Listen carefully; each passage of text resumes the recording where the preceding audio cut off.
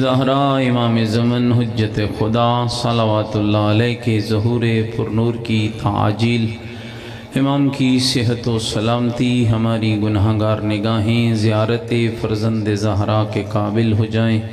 اس دعا کی استجابت کے لیے امام کے مبارک قدموں میں جام شہادت نصیب ہو۔ اس دعا کی قبولیت کے لیے پوری طاقت کے ساتھ بلند تر صلوات۔ چونکہ یہ ادارہ علمیہ ہے اور معصوم کا فرمان ہے کہ طالب علم وہ عظیم شخصیت ہوتی ہے جس کے لیے سمندر کی مچھلیاں بھی دعا کرتی ہیں، اور جب یہ قبرستان سے گزرتا ہے تو اللہ اپنی ملائکہ کو حکم دیتا ہے، میرے ملائکہ اس قبرستان سے عذاب روک دو، میرے دین کا جاننے والا اس قبرستان سے گزر رہا ہے۔ اور میں نے ایک روایت کو پڑھا ہے دوستو کہ بی بی طاہرہ سیدہ کونین بطول عذرا فرماتی ہیں کہ جو شخص میرے بابے کے دین کا علم حاصل کرتا ہے، میری نگاہ میں وہ میرے حسن اور حسین جیسا ہے۔ چونکہ یہ ادارہ علمیہ ہے اور یہ آپ کے تعاون، آپ کی مدد سے چلتا ہے، اور یہ خیال رکھنا یہاں جو کچھ آپ لگا کے جائیں گے انشاءاللہ اس کا اجر فقط آخرت میں نہیں، یہ ہم بتانے والے تھوڑی سی ڈنڈی مارتے ہیں، جو کچھ آپ یہاں خرچ کرتے ہیں آخرت میں تو اجر ملے گا ہی ملے گا، اللہ اس کا دنیا میں بھی بدلہ عطا کر دیتا ہے۔ لہذا سب سے گزارش ہے کہ آپ اس مدرسے کے لیے اپنی مدد و امداد چندہ کی صورت میں جو مدرسے کے ادھر طلبہ وغیرہ بیٹھے ہیں وہ وصول کر لیجئے۔ یہ میرے ذمے ایک کام لگایا گیا تھا، اور اللہ آپ سب کی مدد و نصرت کریں۔ چند نوجوان کھڑے ہو جائیں جلدی جلدی ذرا مدرسے کی مدد و نصرت کے لیے، اور صلوات کے ساتھ آپ میری اس بات کی اگر تائید کرتے ہیں کہ واقعاً اس ادارہ علمیہ کی مدد و نصرت حق رکھتی ہے تو مل کے پوری طاقت کے ساتھ ہاتھوں میں ہاتھ جوبوں میں بھی پاکٹوں میں بھی ڈالتے جائیں، اور صلوات بھی بآواز بلند پڑھتے چلے جائیں۔ ہائے ڈھیلی صلوات پڑھی ہے آپ نے، مل کے ایک بلند تر صلوات پڑھیں۔ اللہم صلی علی محمد و آل محمد۔ اللہ اکبر۔ علی کے عظیم خالق کا نام ہے جس کے صدقے میں کائنات بنی ہے۔ نعرہ تکبیر، نعرہ رسالت، یا رسول اللہ، نعرہ حیدری، یا علی یا علی، زندہ آباد زندہ آباد، جدیدیت، مرد آباد جدیدیت، مرد آباد۔ علماء عالم کی صحت و سلامتی اور ان کی طول عمر کے لیے صلوات۔ اللہم صلی علی محمد و آل محمد۔ شہدائے ملت جعفریہ کے لیے، حاضرین کے مرحومین کے لیے، ان مومنین و مومنات کے لیے جن کے لیے کوئی دعا مانگنے والا نہیں، اور بالخصوص حضرت آیت اللہ مفسر قرآن علامہ شیخ محمد حسین نجفی علی اللہ مقامہ کی بلندی درجات کے لیے ایک مرتبہ سورہ مبارکہ فاتحہ۔ بسم اللہ الرحمن الرحیم، الحمدللہ رب العالمین، الرحمن الرحیم، مالک یوم الدین، ایاک نعبد و ایاک نستعین، اہدنا الصراط المستقیم، صراط الذین انعمت علیہم غیر المغضوب علیہم ولا الضالین۔ بسم اللہ الرحمن الرحیم، قل هو اللہ احد اللہ الصمد لم یلد ولم یولد ولم یکن له کفوا احد۔ بسم اللہ الرحمن الرحیم، قل هو اللہ احد اللہ الصمد لم یلد ولم یولد ولم یکن له کفوا احد۔ اللہم اغفر للمؤمنین والمؤمنات والمسلمین والمسلمات الاحیاء منہم والاموات، تابع اللہم بیننا وبینہم بالخیرات، انکا مجیب الدعوات، انکا علی کل شیء قدیر، برحمتک یا ارحم الراحمین۔ تمام مرحومین اور شہداء کی بخشش و بلندی درجات کے لیے پوری طاقت کے ساتھ بلند تر صلوات۔ ماشاء اللہ لا حول ولا قوة الا باللہ العلی العظیم اعوذ باللہ من الشیطان الرجیم بسم اللہ الرحمن الرحیم الحمد للہ رب العالمین والعاقبۃ للمتقین والنار للمنافقین الصلاة والسلام على سیدنا والنبینا والشفیع ذنوبنا وطبیب قلوبنا ومولانا ابی القاسم محمد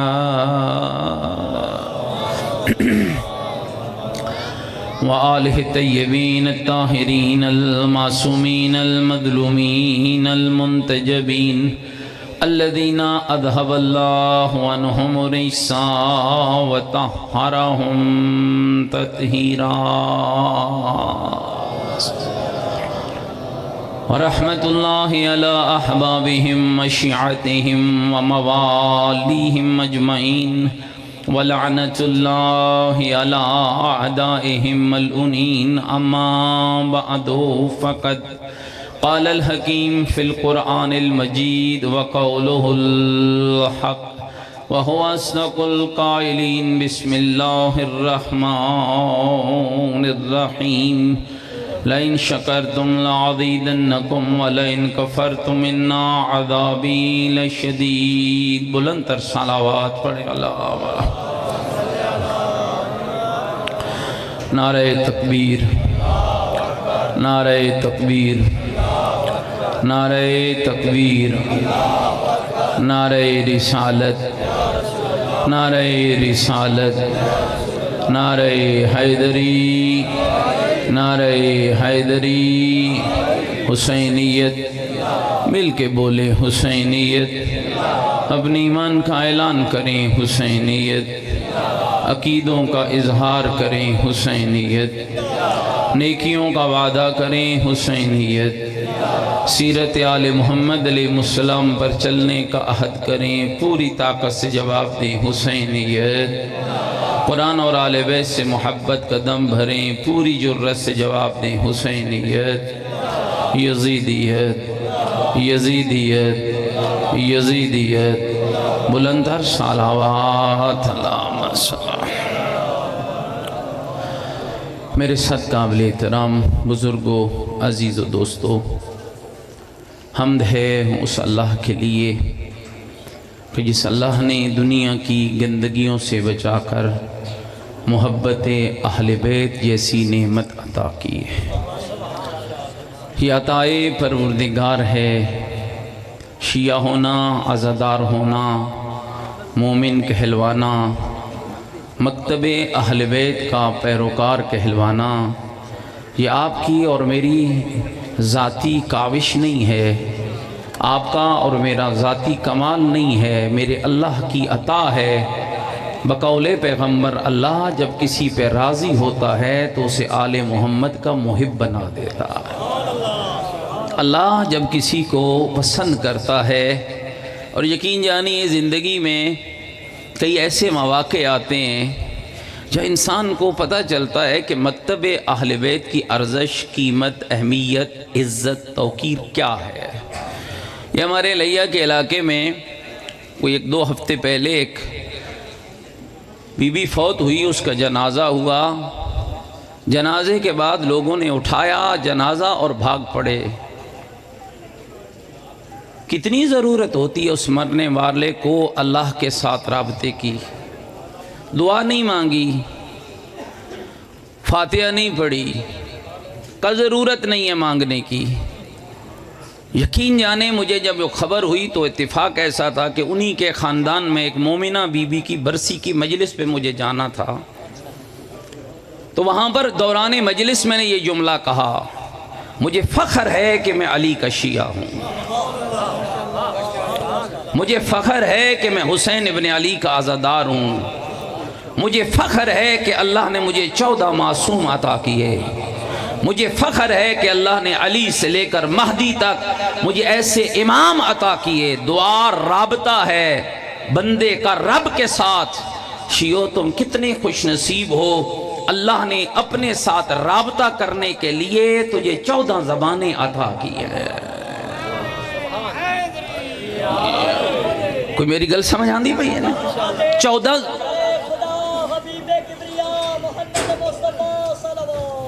اللہم صلی علی محمد وآل محمد۔ میری گل سمجھ آ رہی ہے میرے دوستو بزرگ؟ 14 زبانیں اللہ سے رابطہ چاہتا ہے۔ علی کا لہجہ، مجتبیٰ کا لہجہ، فاطمہ زہرا کا لہجہ، حسین شہید کربلا کا لہجہ، زین العبا کا لہجہ۔ اور آپ حیران ہوں گے، ابھی اعلان ہو رہا تھا نا، میں اس وقت امام مدرسے کے اندر آیا کہ 300 روپے میں امام زین العابدین کی صحیفہ سجادیہ مل سکتی ہے اگر کوئی لینا چاہے۔ آپ حیران ہوں گے شیعان حیدر قرار، چونکہ ہمیں مفت میں سب کچھ ملا ہے نا، ہمیں اس کی ارزش ادا نہیں کرنا پڑی ہے، ہمیں گھر نہیں لوٹانا پڑا، ہمیں بچے نہیں دینے پڑے، ہمیں گھر بار نہیں دینا پڑا، ہمیں بھوکا نہیں رہنا پڑا، ہمیں قیمت نہیں دینی پڑی اپنی تشیع اور اسلام کی، اس لیے شاید ہمیں اتنی قدر نہیں ہے۔ حیران ہوں گے، جرمن کا ایک کمیونسٹ ہے جو جاتا ہے ریسرچ کرتا ہے قرآن پر، نہج البلاغہ پر، صحیفہ سجادیہ پر۔ کتنے خوش نصیب ہو جن کے امام کے لبوں سے نکلے ہوئے جملوں کو زبور آل محمد کہا گیا ہے۔ وہ جرمن کمیونسٹ صحیفہ سجادیہ کی دعاؤں پہ کام کرتا ہے، ان کی ٹرانسلیشن کرتا ہے انگلش میں، اور یورپ کے ہسپتالوں میں جا کر اس انگلش میں لکھی ہوئی صحیفہ سجادیہ کو بیماروں کو دیتا ہے۔ آپ جملہ سنیں گے ذرا اگر توجہ کریں گے، اور وہ بیماروں کے ہاتھ میں صحیفہ سجادیہ کا انگلش ترجمہ جب دیتا ہے تو ساتھ کہتا ہے، او بیمار، جہاں تجھے ڈاکٹر کی دوا کی ضرورت ہے وہیں پر زین العابدین کی دعا کی ضرورت بھی ہے۔ اس انداز میں کام ہو رہا ہے۔ اب مکتب اہل بیت سمجھے کیسے چلا آگے، کیسے پروان چلا۔ اور وہ ایک جملہ لکھتا ہے جو میں آپ سب کو سنانا چاہتا ہوں۔ کہتا ہے زین العابدین عام شخصیت نہیں ہے، ماہر نفسیات ہے۔ یہ اس شخص کے کلمے، ماہر نفسیات ہے۔ کیوں ماہر نفسیات ہے؟ کہ میرا عقیدہ ہے کہ اگر کوئی شخص زین العابدین کے لبوں سے نکلے ہوئے جملوں کے ذریعے اللہ سے رابطہ کرے، اللہ اس دعا کو کبھی رد کر ہی نہیں سکتا ہے۔ یعنی اس دعا میں وہ طاقت ہے، اس دعا میں وہ اہمیت ہے۔ آج کیوں لوگ گمراہ ہو رہے ہیں؟ اور شیعان حیدر قرار لازم ہے کہ آپ کے گھروں میں قرآن ہو، نہج البلاغہ ہو، صحیفہ سجادیہ ہو، آپ کے ائمہ کا کلام ہو۔ جائیے تاریخ پڑھی، آسان نہیں تھا۔ واقعہ کربلا کے بعد ابھی مسکین صاحب ایک شاعر کی طرف اشارہ کر رہے تھے، اور میرا دل چاہا کہ میں اپنے موضوع کو بھی ادھر ہی لے جاؤں۔ آسان نہیں تھا۔ واقعہ کربلا کے بعد کیسے تشیع پھیلی، کیسے دین پھیلا؟ کیا آسانی تھی امام زین العابدین کے لیے کہ جہاں مرضی مدرسہ بنائے، مسجد بنائے، واز کریں، درس دیں، مجلس پڑھیں؟ نہیں۔ آپ خوش نصیب ہیں، 2 دن کا جلسہ ہو رہا ہے ادارے کا، آپ کو بلایا گیا، صبح سے لے کر شام تک مفکر، علماء، واعظین، خطبہ آپ کو آل محمد کے علم سے روشناس کریں گے۔ پھر شام ہوتے ہی آپ کو علی ابن ابی طالب کے لبوں سے نکلے ہوئے دعائے کمیل کے ذریعے اللہ سے رابطہ کرایا جائے گا۔ پھر اس کے بعد علامہ سید محمد تقی نقوی، خدا صحت و سلامتی عطا فرمائے اور ان کا سایہ ہمارے سروں پہ قائم و دائم فرمائے، پھر وہ آپ کے سوالوں کے جواب دیں گے فقہ اہل بیت اور مذہب آل محمد کی روشنی میں۔ اور پھر کل جمعے کا دن جب طلوع ہوگا، پھر علماء اور واعظین آئیں گے۔ کتنے لوگ ہیں تمہیں بتانے والے، کاش کوئی پوچھنے والا ہو۔ اور اس زمانے کو یاد کرو جہاں پوچھنے والے تھے لیکن بتانے والا کوئی موجود نہ تھا۔ اب تاریخ تشیع کو ذرا پڑھیں، گھبرائے تو نہیں بیٹھے میری باتوں سے؟ تاریخ تشیع پڑھے۔ واقعہ کربلا کے بعد 61 ہجری کے بعد سب سے بڑی مشکل آل رسول پہ یہ آئی۔ امام زین العابدین اور امام محمد باقر علیہ السلام، جن کا عالم کم سنی تھا، جب شام سے قیدیں رہا ہوئیں اور اہل بیت مدینہ پہنچے، ہمارے ممبروں سے کیا بیان ہوتا ہے؟ اور آپ دیکھیے یہ بہت بڑی کجروی ہے۔ ابھی آ رہے ایام جناب سیدہ، آپ کے ممبروں سے اچھے پڑھے لکھے لوگوں کو میں نے سنا ہے، جب مسائب میں آتے ہیں تو کہتے ہیں 3.5 گھنٹے بی بی چپ کر کے کھڑی رہی۔ تہمت ہے جناب سیدہ پر، بی بی چپ کر کے کھڑی نہیں رہی، 3.5 گھنٹے بی بی اپنے بابے کے دربار میں کھڑے ہو کر لوگوں کو دین کی وہ تصویر بتاتی رہی جس کو اللہ نے محمد مصطفیٰ پہ بھیجا تھا۔ اس کو پڑھیے، خطبہ فدق پڑھیے۔ کتنے لوگ ہیں، کتنی مجلسوں میں پڑھا جاتا ہے، اپنے پڑھنے والے احباب سے ڈیمانڈ کیجئے۔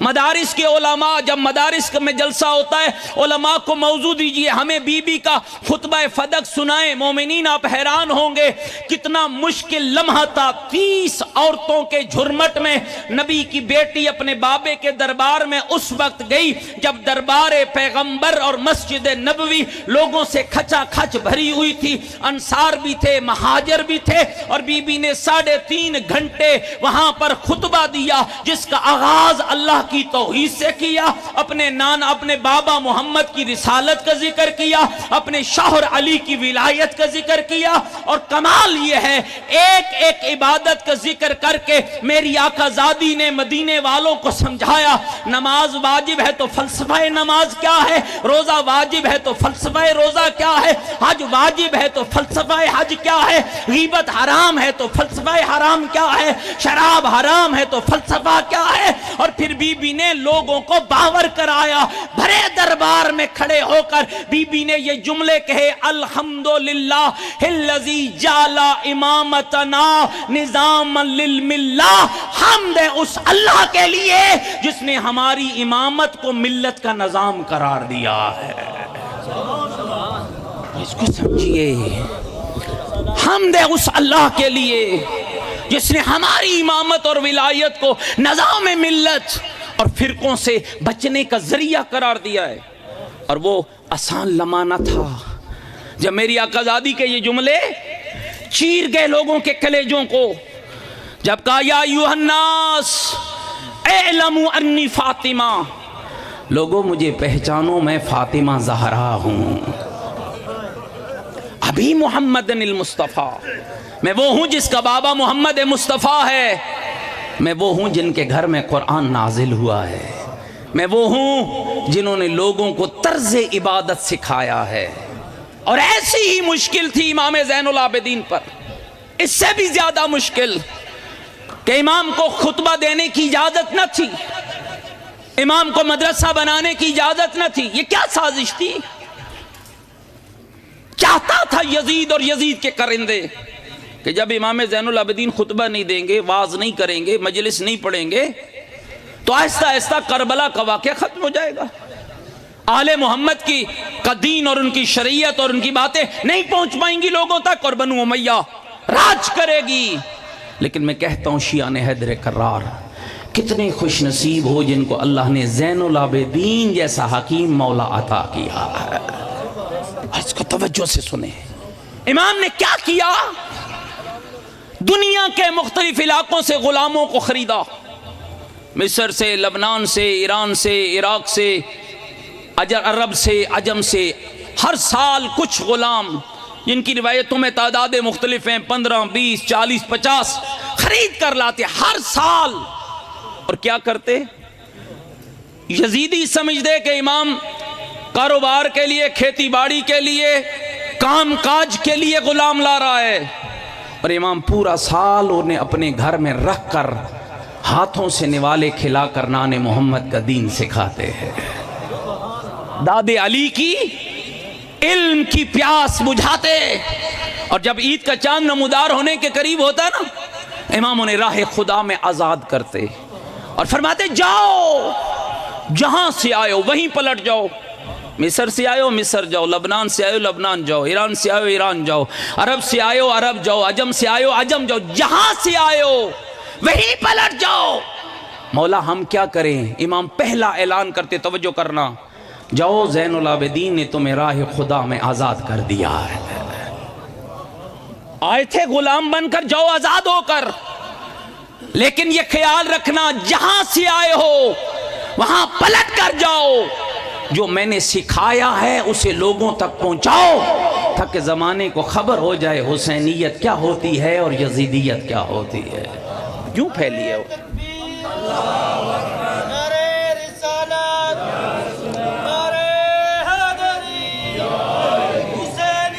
زندہ باد، زندہ باد، मुर्दाबाद यजीदियत मुर्दाबाद। मोहम्मद व आले मोहम्मद सल्लल्लाहु अल्लाहुम्मा सल्ले अला मुहम्मद व आले। अपने मौला की ज़ात पे पूरी ताकत के साथ एक बुलंदतर सलावात पढ़ लें। सल्ले अला मुहम्मद व आले। मुतवज्जे बैठे मेरी बातों पर। नतीजा क्या निकला? ये 61 हिजरी से काम शुरू हुआ, 95 हिजरी 25 मुहर्रम, ये कौन सा रोज़ है? शहादत इमाम ज़ैनुल आबिदीन का दिन। दुनिया के बेनस्ल शख्स ने मेरे मौला को ज़हर दिया। चराग़े इमामत गुल हो रहा था और मसनद इमामत पे बाक़िरुल उलूम बैठ रहा था। ये कौन बाक़िरुल उलूम है? जो 61 हिजरी से अपने बाबा के साथ मकतब आले बैत को दुनिया तक पहुंचाने में मुसलसल कोशिश कर रहे थे। जब बैठे, और ये वो दौर था दोस्तों कि जब बनु उमैया कमज़ोर हो रहे थे, बनु अब्बास उनके साथ जंग लड़ रहे थे, और ये ताकत और इक़्तिदार और तख्त के लिए लड़ रहे थे। मोहम्मद बाकिर और उसका बाबा लोगों को मोहम्मद वाले मोहम्मद का दीन पहुंचा रहा था। ऐसे लायक शागिर्द, जरा मेरी तरफ तवज्जो रखिएगा, ऐसे लायक शागिर्द आपके आइमा ने तैयार किए। क्यों हम कहते हैं कि एक मदरसा नेमत खुदा है? यह आसानी से नहीं होता है काम। आप मदरसे को उसकी ईंटों, उसके कमरों से मत शुमार करें। ये इदारा, ये इमाम का घर, ये इमाम सादिक का घर, ये इमाम ज़ैनुल आबिदीन का मदरसा, इसका सबसे बड़ा कमाल है कि इसके अंदर आने वाला अगर बाशऊर है तो कम अज कम इतना तो सीख ही जाएगा कि मोहम्मद के दीन में हलाल क्या होता है और हराम क्या होता है। और ये सबसे बड़ा फर्क है मकतब आले बैत का दूसरे मज़ाहिब के साथ। हलाल व मुहम्मदिन हलाल इला यौमिल क़ियामा, हराम व मुहम्मदिन हराम इला यौमिल क़ियामा। ये मंशूर मकतब आले बैत है। कितने लायक शागिर्द पैदा किए, जरा मेरी तरफ तवज्जो रखना। मोहम्मद इब्ने मुस्लिम सकफी, जानते हो ये कौन शख्स है? ये 3 इमामों का शागिर्द है, इमाम ज़ैनुल आबिदीन का, इमाम मोहम्मद बाकिर का और इमाम जाफर सादिक का। थके तने हुए बैठे मेरी गलत। और ये कैसा शागिर्द है माशाल्लाह। ये जो मजमा, ये खवास का मजमा, यहाँ हर शख्स नहीं आता। मैं आप खवास से माजरत के साथ बात करना चाहता हूँ। कितनी जिंदगी गुजर गई है उलमा के कुर्ब में बैठते हुए, वक्त गुजरा है ना। हर साल सेवे के जलसे की तारीख हमें याद रहती है, मखज़न के मदरसे का जलसा हमें याद रहता है, सुल्तानुल मदारिस का जलसा हमें याद रहता है। उलमा की कुर्ब में बैठने वाले, कितनी हदीसें याद हैं आप सबको।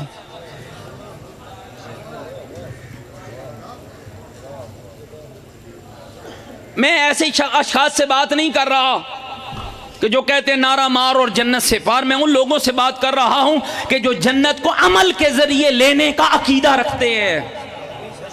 कितनी हदीसें याद हैं, मौला अली के कितने फरमान, नाजुल बलागा के कितने खुतबे याद हैं। मैं आपका इम्तिहान नहीं ले रहा, अपने लिए भी और आपके लिए भी एक बात अर्ज कर रहा हूं कि मुमकिन है हमारी फिक्र बेदार हो जाए। मोहम्मद इब्ने मुस्लिम सकफी जो इमाम ज़ैनुल आबिदीन के मदरसे में तैयार हुआ था, 46,000 हदीसों का हाफिज था। कितने हजार? सारे बोलो जिनको अल्लाह ने ज़बान दी। कितने हजार? 46,000 हदीसों का हाफिज। ज़ुरारा बिन आजुन 30,000 हदीसों का हाफिज। और इमाम मोहम्मद बाकिर फरमाते थे अगर अबू बसीर, मोहम्मद इब्ने मुस्लिम और ज़ुरारा न होते तो लोगों तक आले मोहम्मद की फिकहा न पहुंच पाती। और मैं हैरान हुआ इस कलाम को पढ़ के। इमाम अलैहिस्सलाम ने बुलाया, ज़ुरारा मेरे पास आना। बहुत लायक शागिर्द था इमाम को, बहुत काबिल शागिर्द। ज़ुरारा मेरे पास आना, ज़ुरारा मस्जिद नबवी जाना, मेरे नाने मोहम्मद का मिंबर खाली मिलेगा, उस मिंबर पर बैठकर मदीने वालों को हमारी फिकहा बताना। हम तो मजलिस में 2 शरई मसले बयान करें, लोग कहते हैं मजलिस फेल हो गई है। हमारे यहाँ तो मेयार ये है ना, किस्सा हो, कहानी हो, बनावट हो, तसन्नो हो, तो हमारे यहाँ मजलिस है। अगर इमाम सादिक की फिकहा बयान हो, वुज़ू का मसला बयान हो, गुस्ल का तरीका बयान हो, तो कहते हैं क्या पढ़ा है इसने, तो हमें तो खां खा टरका के चला गया। इमाम محمد باقر علیہ السلام کے اس جملے پہ غور کرنا مومنین کرام. امام علیہ السلام نے فرمایا اے زرارہ مسجد نبوی جایا کرو, میرے نانے محمد کا منبر مسجد نبوی میں پڑا ہے, اس پر بیٹھ کر مدینے والوں کو ہماری فقہ سنایا کرو, اس لیے کہ میں محمد باقر یہ چاہتا ہوں کہ مدینے میں تمہارے جیسے شیعہ پیدا ہو جائے.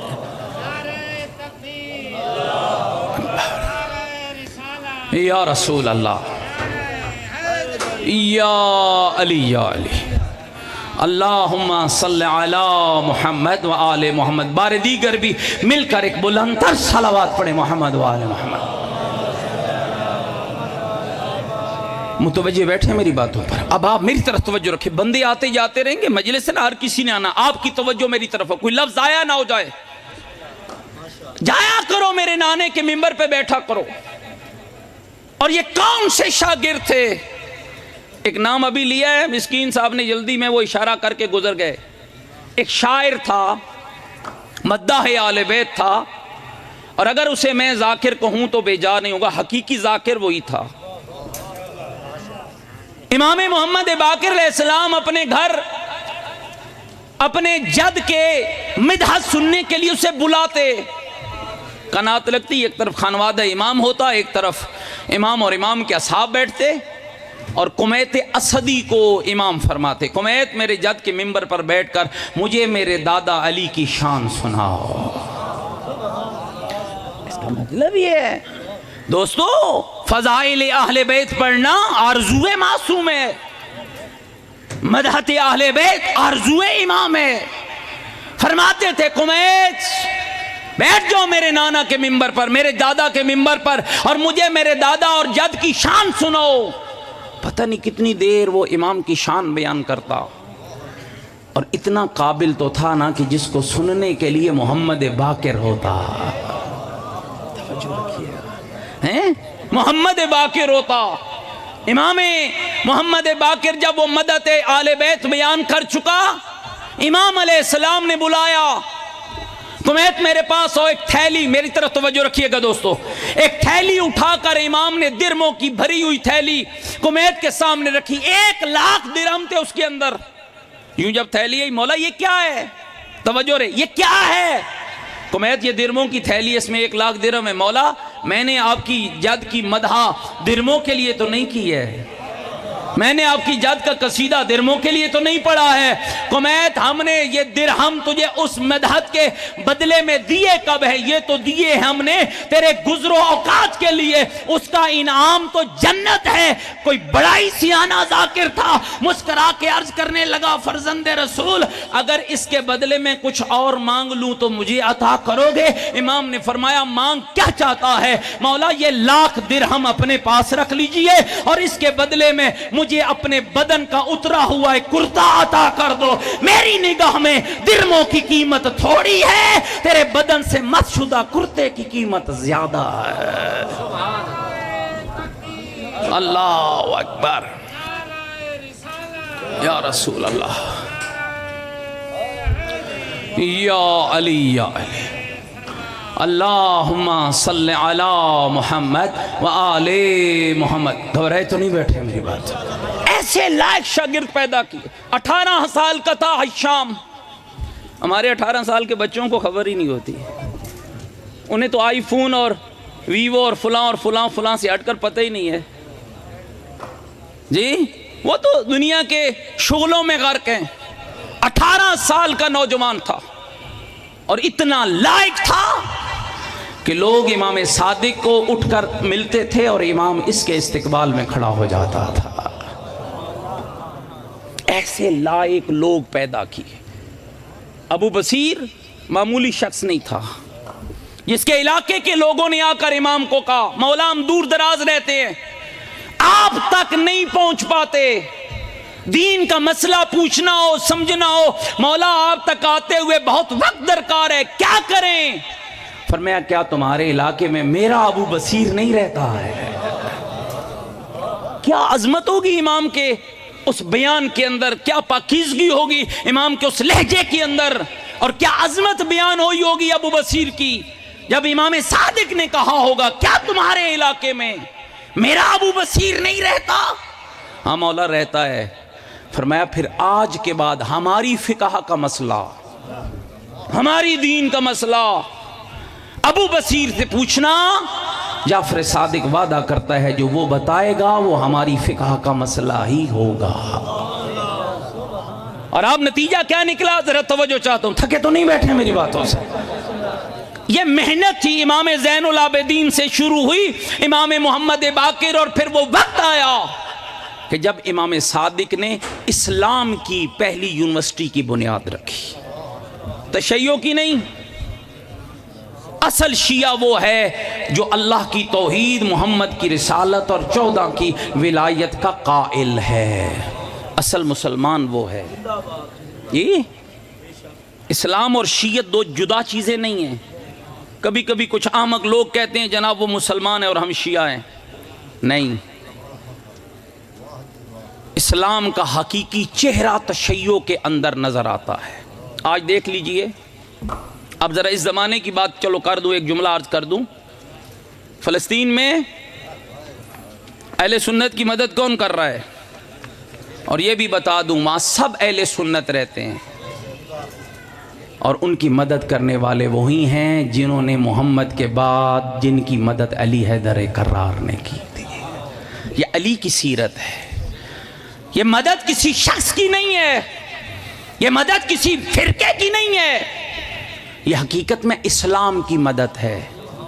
اور یہ جواب ہے ان لوگوں کے لیے جو کہتے ہیں کہ علی نے فلاں کے دور میں اور فلاں کے دور میں اور فلاں کے دور میں فلاں کی مدد و نصرت کیوں کی تھی۔ یاد رکھنا علی نے کسی شخص کی مدد نہیں کی، علی محمد کے دین کا وارث تھا، اور وارث اپنی کھیتی کو اجڑتے ہوئے کبھی نہیں دیکھ سکتا ہے۔ تو یہ دنیا کو سمجھنا چاہیے نا کہ اسلام کا حقیقی وارث علی ولی اللہ پڑھنے والا ہے۔ آج سید حسن نصر اللہ حفظہ اللہ، آج رہبر معظم، آج آیت اللہ العظمی سید علی سیستانی، آج یہ علماء آپ کے پاکستان کے اندر کتنے لوگ ہیں جو اسلام کے نام پہ کل جہادوں میں مصروف رہے، آج کہاں گئے؟ آج کہاں گئی؟ ان کی زبانیں بند ہیں۔ آج کیوں نہیں جلوس نکلا؟ آج کیوں نہیں لوگوں کے سامنے آئے؟ آج کیوں نہیں گھروں سے نکلے؟ آج کیوں نہیں جہاد کے نام پہ چندہ اکٹھا ہوا؟ اس لیے کہ ان کو ذات کے ساتھ محبت تھی، اسلام کے ساتھ نہیں۔ جن کو اسلام کے ساتھ محبت ہوتی ہے وہ نہیں دیکھتے کہ اسلام کی خاطر لڑنے والا سنی لڑ رہا ہے یا شیعہ لڑ رہا ہے۔ اور یہی وجہ ہے میرے بھائیوں، میں یوں پیدل بات نہیں کر رہا، یہ تاریخ کی حقیقت ہے۔ آج اگر شیطان بزرگ یہود و ہنود کو کسی طرف سے مخالفت اور مزاحمت کا سامنا ہے تو علی حیدر کرار کے ماننے والوں سے ہے، اس لیے کہ یہودی خیبر کے میدان کو نہیں بھولا ہے۔ اسے پتا ہے کہ کل اگر خیبر کا دروازہ ابو طالب کے بیٹے نے اڑایا تھا تو آج بھی اسرائیل کے یہودیوں کا مقابلہ کوئی علی کا بیٹا ہی کرے گا۔ اور یہ ہے آپ کے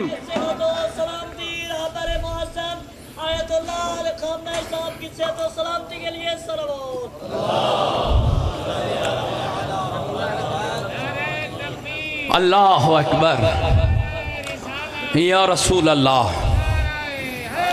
یا جتنی رب نے طاقت دی ہے علماء کی حفاظت کے لیے بلند تر صلوات صلی علی محمد و آل محمد۔ متوجہ بیٹھے میری باتوں پر، یہ آپ کے ائمہ کا کمال ہے۔ اور آج دنیا کے سامنے تشیع کا جو خوبصورت چہرہ واضح کیا ہے وہ انہی علماء نے کیا ہے جو امام صادق کے مکتب کے پڑھے ہوئے ہیں۔ نتیجہ کیا نکلا؟ میں تھوڑا بات کو آگے لے جانا چاہتا ہوں، تھکے تو نہیں بیٹھے میری باتوں سے؟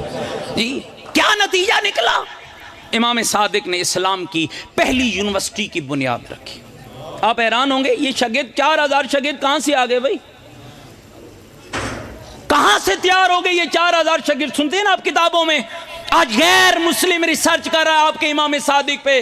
Superman in Islam, super brain in Islam نامی کتابیں لکھی جا چکی ہیں. 25 سکالر نے مل کے لکھی ہیں، جن میں 2 مسلمان ہیں، 23 غیر مسلم ہیں. اور لکھنے والے لکھتے ہیں خوش نصیب ہے وہ قوم جس کو اللہ نے جعفر صادق جیسا امام عطا کیا ہے.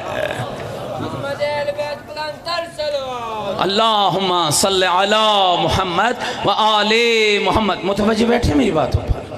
4000 شاگرد امام کی جو کلاس ریاض الجنہ میں لگتی تھی. حاجی صاحبان میری گواہی دیں گے. روضہ پیغمبر کے ساتھ ایک ٹکڑا ہے، روضۃ من ریاض الجنہ، جنت کے باغوں میں سے ایک باغ ہے جہاں پر علم کی پہلی شمع جلانے والا جعفر صادق تھا. اسلام کی پہلی یونیورسٹی، اسلام کی پہلی یونیورسٹی کی بنیاد امام صادق نے رکھی. 4000 شاگرد. مومنین اپنے بچوں کو سکھائیے، اپنے بچوں کو بتا کے گھروں سے بھیجیں، میرے بیٹے یہ جو تیرے ہاتھ میں بایو، کیمسٹری، فزکس، یہ الجبرا، یہ ریاضی، یہ حیات، یہ فلاں فلاں ہیں، یہ دنیا کو جا کر سمجھا دو یہ کسی کا کمال نہیں، یہ امام جعفر صادق کا کمال ہے. میں آتا ہوں اس موضوع کی طرف بڑھتا ہوں، لیکن یہ جملہ سنیں. 4000 شاگرد امام جعفر صادق علیہ السلام کے مکتب میں پڑھنے کے لیے آتے. 4000 شاگرد مل کے ایک صلوات پڑھے محمد و آل محمد کی ذات پر. ماشاءاللہ جتنی اللہ نے آپ کو طاقت دی ہے، مل کے بلند تر صلوات پڑھے محمد و آل محمد. میری گل سمجھ آ رہی ہے میرے دوستو؟ کتنے ہزار شاگرد؟ سارے اپنی زبان سے بولو، لفظ ادا کرو. کتنے ہزار شاگرد؟ 4. اچھا کمال کیا تھا؟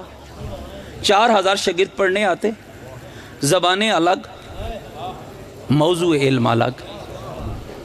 کسی کا حیات، کسی کا الجبرا، کسی کا فزکس، کسی کا کیمسٹری، کسی کا بایو. کوئی حیات پہ، کوئی جرمیات پہ، کوئی ارضیات پہ، کوئی خلیات پہ. اور زبانیں کسی کی عبرانی، کسی کی لاطینی، کسی کی فرانسیسی، کسی کی ہندکو، کسی کی پرشین. اور کمال یہ تھا کہ پڑھانے والا اکیلا جعفر صادق.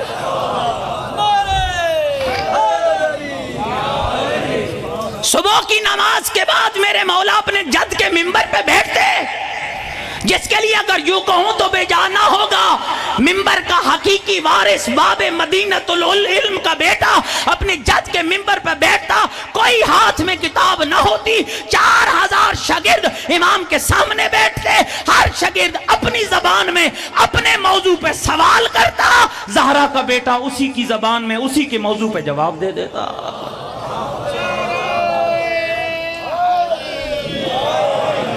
اور یہ کمال تھا. پھر امام نے کیا کیا یہ ذرا سنیے گا. اپنے بچوں کو یونیورسٹیوں میں بھیجئے، اپنے پی ایچ ڈی سکالر پیدا کیجئے. اپنے بچوں کو، آپ شیعہ کیوں نہیں بیوروکریٹس بنتے؟ آپ کے وکیل کیوں نہیں بن رہے؟ آپ کے ججز کیوں نہیں ہیں؟ ڈاکٹر بنائے، وکیل بنائے، بیوروکریٹس بنائے، ہر ادارے میں بھیجیں اپنے بچوں کو. شیعت کی بقا اسی میں ہے کہ جب ایک ہی ادارے میں علی ولی اللہ پڑھنے والا بھی بیٹھا ہو اور دشمن علی بھی بیٹھا ہو، کردار سے پتا چل جائے کہ ولایت علی کہاں ہے اور بغض علی کہاں ہے.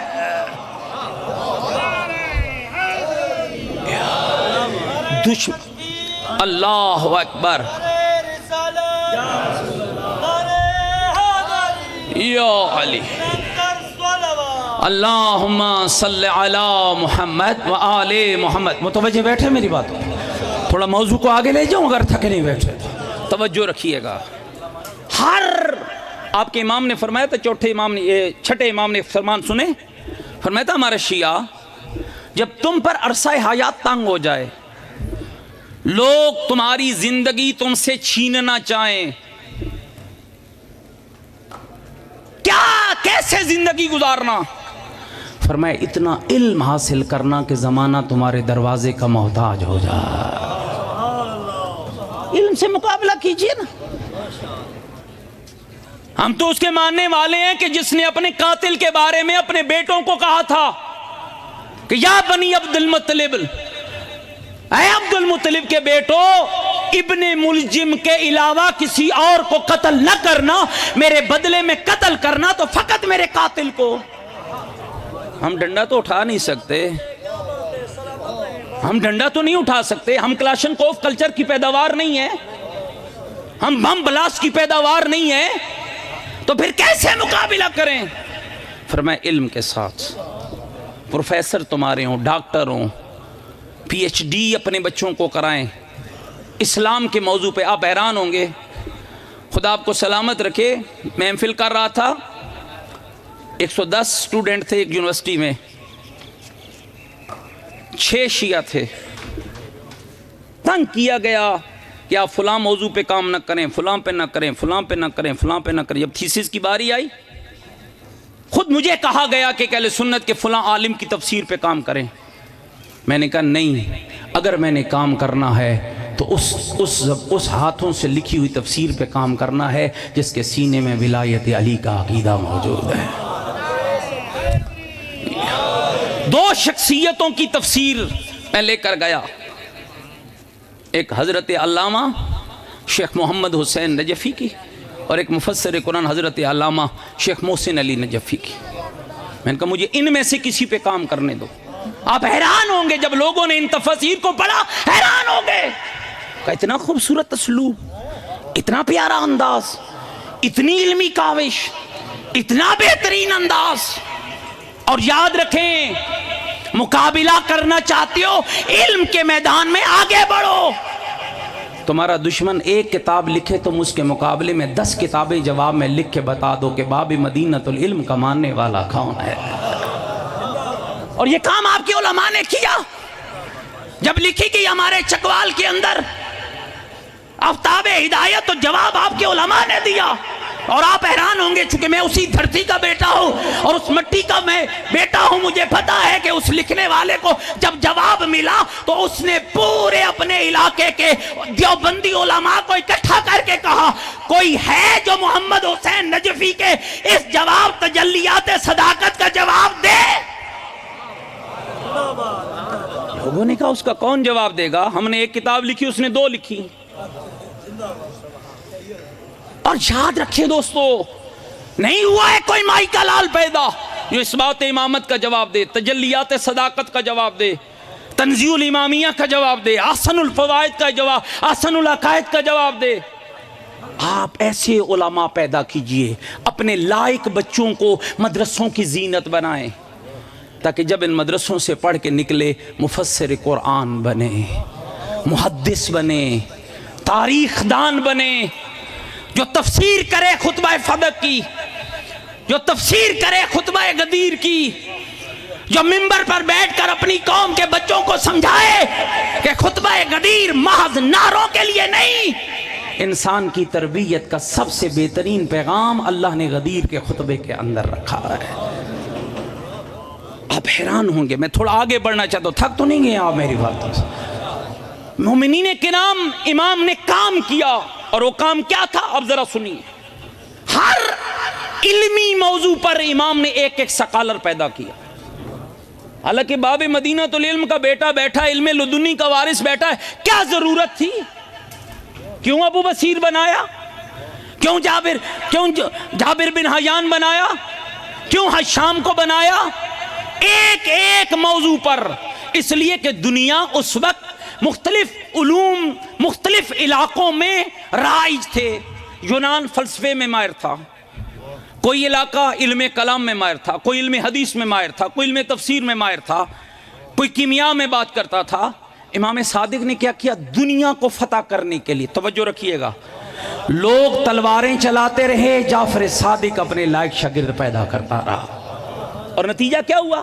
اب توجہ رکھیے گا، ہر علاقے میں جب امام کے علم کا شورا پھیلا، اور امام کے اصحاب جب اپنے علم کے ذریعے جو انہوں نے خزانہ امامت سے لیا تھا، جب وہ علم کی دولت لوگوں تک پہنچاتے تو لوگ پوچھتے، یہ حشام کس کا شاگرد ہے؟ یہ زرارہ کس کا شاگرد ہے؟ یہ جابر کس کا شاگرد ہے؟ یابان بن تغلب کس کا شاگرد ہے؟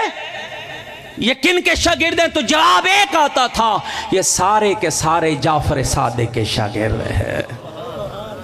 سارے کے سارے امام صادق کے شاگرد ہیں مومنین کرام. پھر لوگ آتے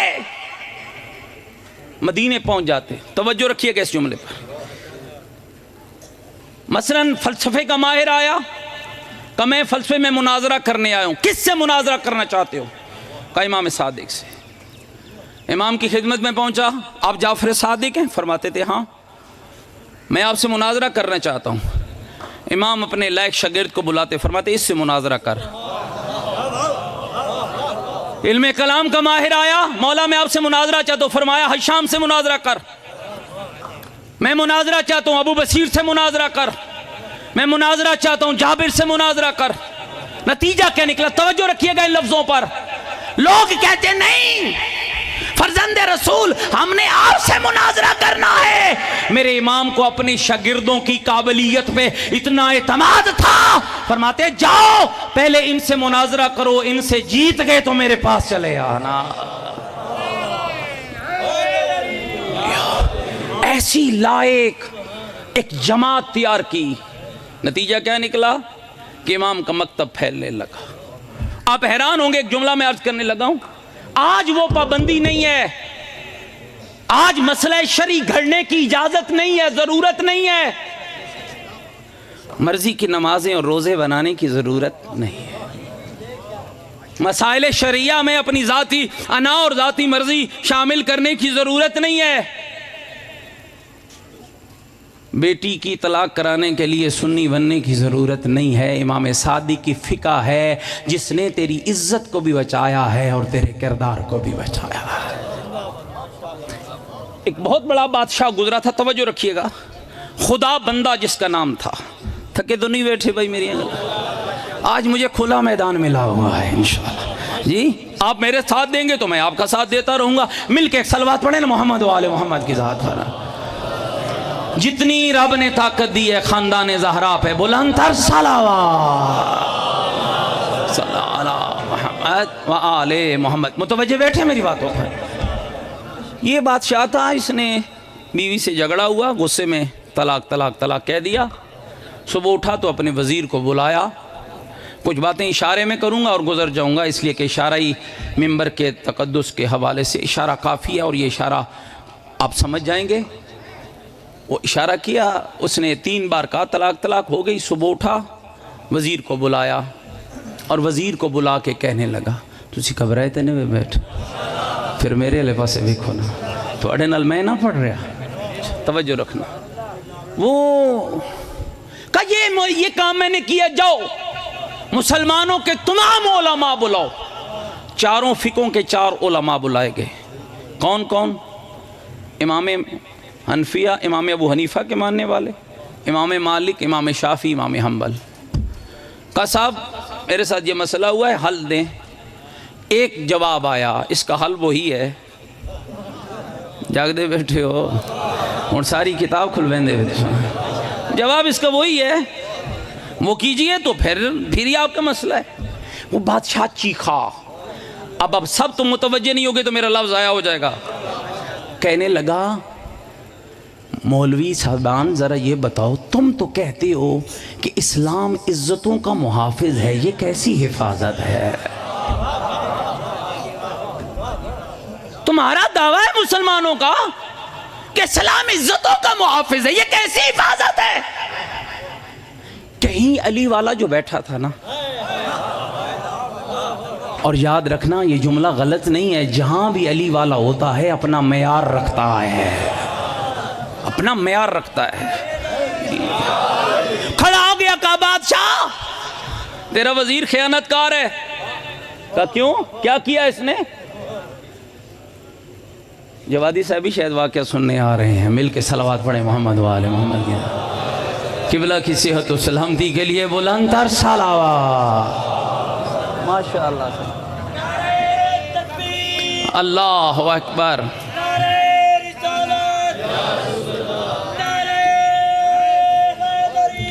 یا علی یا علی. زندہ آباد, زندہ آباد, مردہ آباد, مردہ آباد.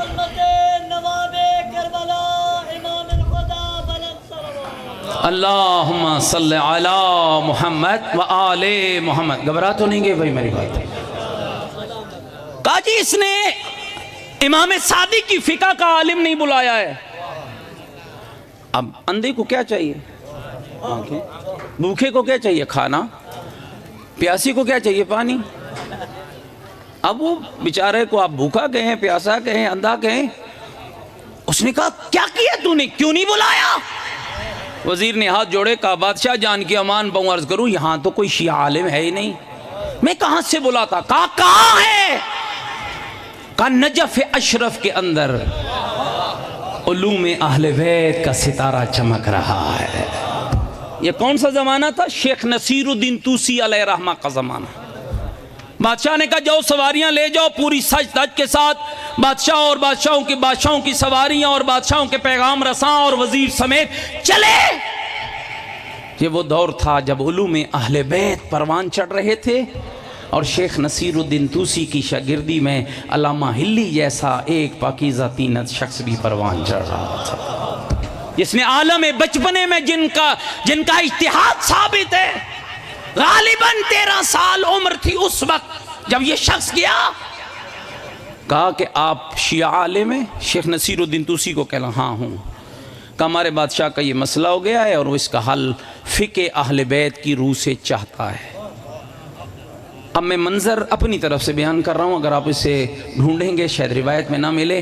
دل یہ کہتا ہے کہ شیخ نصیر الدین طوسی نے اپنی محبت بری نگاہ اپنے اس شاگرد پہ ڈالی جس کو تاریخ نے علامہ ہلی لکھا ہے.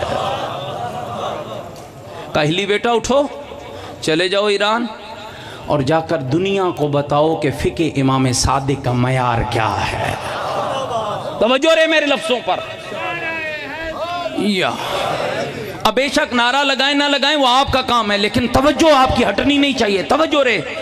چلے علامہ ہلی علیہ رحمہ، مل کے ایک صلوات پڑھے محمد و آل محمد کی ذات پر. چلے جب پہنچے تو بادشاہ کے دربار کے باہر اترے، اپنی جوتیاں اٹھائیں اور بغل میں لے لی. اب عمر بھی 13 سال ہے، جوتیاں بھی بغل میں ہیں اور جا رہا ہے بادشاہ کے دربار میں. اب سارا دربار ہنسنے لگا، بڑے بڑے وہاں علماء آئے ہوئے تھے دوسرے مذاہب کے، اور علامہ علی خرامہ بے نیاز چلے بادشاہ کے برابر والی کرسی پہ جا کے بیٹھے. انداز کیا ہے اور اہتمام کیا ہے، توجہ رکھیے گا. جب بیٹھے نا تو بادشاہ نے پہلے تو بچہ دیکھا 13 سال کا، بھائی اتنے بڑے بڑے مولویوں کا مقابلہ یہ بچہ کیسے کرے گا. علماء بیٹھے. کہنے لگا بادشاہ حضرت کیا آپ شیعہ عالم ہیں؟ فرمانے لگے میں امام صادق کے مکتب کا چھوٹا سا طالب علم ہوں. یہ عاجزی کا معیار ہے. اچھا تو حضور یہ آپ کا کیا انداز تھا، آپ جوتیاں بغل میں لے کے آ گئے؟ کہا بادشاہ معاف رکھنا مسافر ہوں، ڈر لگتا ہے بادشاہوں کے دربار کے باہر سے جوتے چوری ہو جاتے ہیں. کہیں میرے دربار کے باہر سے جوتے چوری ہونے کا ڈر ہے؟ کس نے کہا آپ کو؟ صاحب تاریخ لکھتے ہیں، مسکرا کے کہنے لگے تو کیا ہے، مصطفیٰ کے جوتے مصطفیٰ کے دربار کے باہر سے چوری ہو گئے. اب یہ ایک نیا حیرانگی والی بات تھی. کہنے لگے کس نے چوری کیا؟ تو فوراً امام ابو حنیفہ کا نام لیا. اب یہ عجب تھا، وہاں بہت سارے لوگ بیٹھے تھے جو امام اعظم کے ماننے والے تھے، اور یہ بھی یاد رہے کہ امام اعظم امام جعفر صادق کا شاگرد ہے، جو خود کہتا تھا لولا السنتان لہلک النعمان، اگر 2 سال میں نے امام صادق کے مکتب میں نہ گزارے ہوتے تو میں ہلاک ہو گیا ہوتا. اب جیسے ہی نام لیا نا تو امام ابو حنیفہ کے ماننے والے کھڑے ہو گئے. کہا جھوٹ بول رہا ہے. کہا بادشاہ یہ جھوٹا ہے. کہا کیسے؟ کہا وہ تو رسول اللہ کی رحلت کے 80 سال بعد پیدا ہوئے، وہ کیسے چوری کر سکتے ہیں؟ کہا معاف رکھنا بادشاہ غلطی ہو گئی تھی، امام ابو حنیفہ نہیں تھے، وہ امام مالک تھے. کہا وہ 100 سال بعد آئے. کہا معاف رکھنا وہ میں بھول گیا ہوں، وہ امام مالک نہیں امام شافعی تھے. امام شافعی والے کھڑے ہو گئے. کہا وہ 130 سال بعد ہوئے. کہا معاف رکھنا بھول گیا وہ امام حنبل تھے. کہا وہ تو 150 سال بعد پیدا ہوئے. بادشاہ حیران ہو کر کہنے لگا مولانا جوتوں کے چکر میں پڑ گئے ہو، مجھے میرے ہمارے مسئلے کا حل چاہیے. کہا حل ہی تو دیا ہے. جو رسول کی رحلت کے 80 100 130 اور 150 سال بعد پیدا ہوں گے, انہیں کیا پتا کہ محمد کی شریعت کیا ہے. محمد کی شریعت یا محمد کا بیٹا بتائے گا یا محمد کا خون بتائے گا.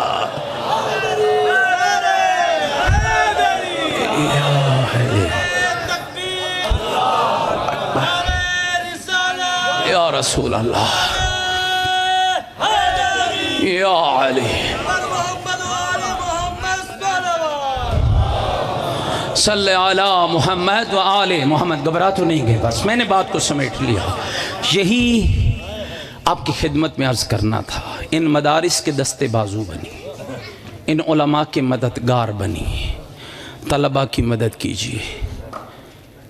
کم از کم اپنے اوپر لازم قرار دیں کہ آپ ہفتے میں 2 طالب علموں کا کھانا پیسوں کی صورت میں, اس لیے آپ گھر سے روٹی تو نہیں اٹھا کے لا سکتے نا, کم از کم 2 طالب علموں کا کھانا کم از کم اپنے گھر سے مدرسے کے پاس ضرور بھیجیں. ہو سکتا ہے کل یہی آپ کا بھیجا ہوا کھانا اس طالب علم کی پرورش اور ان کے آگے بڑھنے کا سبب بنے, اور یہی شخص مفسر قرآن بن جائے, محدث بن جائے, اور نتیجہ یہ نکلے کہ اللہ تمہیں اس مفسر اور محدث کی خدمت گزاروں میں شمار کر دے. میں مصائب نہیں پڑھوں گا, اب آپ تشریف لے آئے. جن سب کا انتظار تھا الحمدللہ بہت سارے احباب اکٹھے آ گئے. آپ اس حدیث کے مصداق بنے جس کے بارے میں معصوم نے جس انداز میں فرمایا, کن عالمن او متعلمن او محب لہما لم تکن رابعہ. عالم بننا, متعلم بننا, ان دونوں سے محبت کرنا, چوتھی قسم نہ بننا ورنہ ہلاک ہو گئے. اللہ آپ سب کا حامی و ناصر ہو. خدا آپ کی توفیقات خیر میں اضافہ فرمائے, اور خدا اس ادارہ علمیہ کو ترقی دے, اور کوثر علی شاہ صاحب کو صحت و سلامتی عطا فرمائے. والسلام علیکم ورحمۃ اللہ.